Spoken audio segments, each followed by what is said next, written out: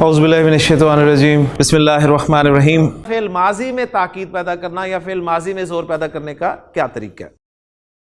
میں نے قرآن پڑھا، فعل ماضی کے شروع میں ایک حرف قد داخل کر دیا جاتا ہے جی، یقیناً میں نے قرآن پڑھا یا واقعی میں نے قرآن پڑھا۔ مزید زور پیدا کرنا چاہتے ہیں، لام داخل کر دیں، لقد قرأت القرآن، البتہ تحقیق میں نے قرآن پڑھا۔ جب بھی آپ نے فعل ماضی کے شروع میں لقد دیکھ لیا نا تو اس کا مطلب ہے اس جملے میں ڈبل زور پیدا ہوا ہے، ایک قد کے ذریعے اور ایک لام کے ذریعے۔ مزید زور پیدا کرنا چاہتے ہیں تو کیا کریں گے؟ قسم کھا لیں، واللہ لقد قرأت القرآن۔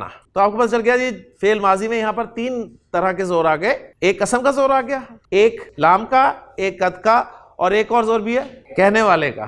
کہہ کون رہا ہے؟ تو لقد قرأت القرآن، واللہ لقد قرأت القرآن۔ اور جہاں بھی آپ کو لقد نظر آئے گا نا وہاں پر آپ کو پیچھے قسم ضرور ملے گی جی، قرآن مجید میں یہ اصول ہوگا۔ قد خالی بھی آ جائے گا، لقد بھی نظر آئے گا، لیکن جہاں بھی لقد ہوگا وہاں قسم ضرور ہوگی۔ قد پلس ماضی یہ نارملی ماضی قریب کا مفہوم دیتا ہے جی۔ ماضی قریب کے ایکولنٹ اگر میں کہوں گا تو وہ آپ کو یاد ہو جائے گا، ماضی قریب is equal to present perfect tense. مفہوم آپ پریزنٹ پرفیکٹ ٹینس سے لیں گے، وہ ماضی قریب سے لیں گے۔ ماضی قریب سے کیا مراد ہے؟ ماضی کے ساتھ قد لگ گیا تو زور پیدا ہو گیا۔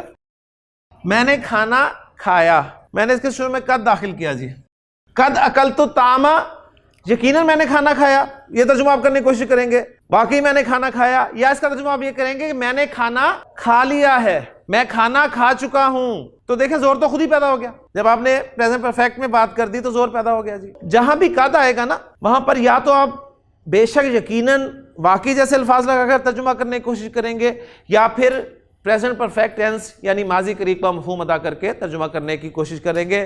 جو اچھا لگے گا، جو فٹ بیٹھ جائے گا ترجمہ، انشاءاللہ تعالیٰ وہ کام کرے گا۔ تو زور ماضی قریب میں ہو ہی جاتا ہے، یعنی ماضی قریب میں کام مکمل ہو گیا تو زور تو پیدا ہو گیا جی، سیدھی سی بات ہے۔ سورج غروب ہو چکا ہے، تو جب فاعل ظاہر ہوگا تو صیغہ نمبر 1 لگے گا یا صیغہ نمبر 4 لگے گا؟ قد غربت الشمس، کیسے پڑھیں گے اس کو ملا کر؟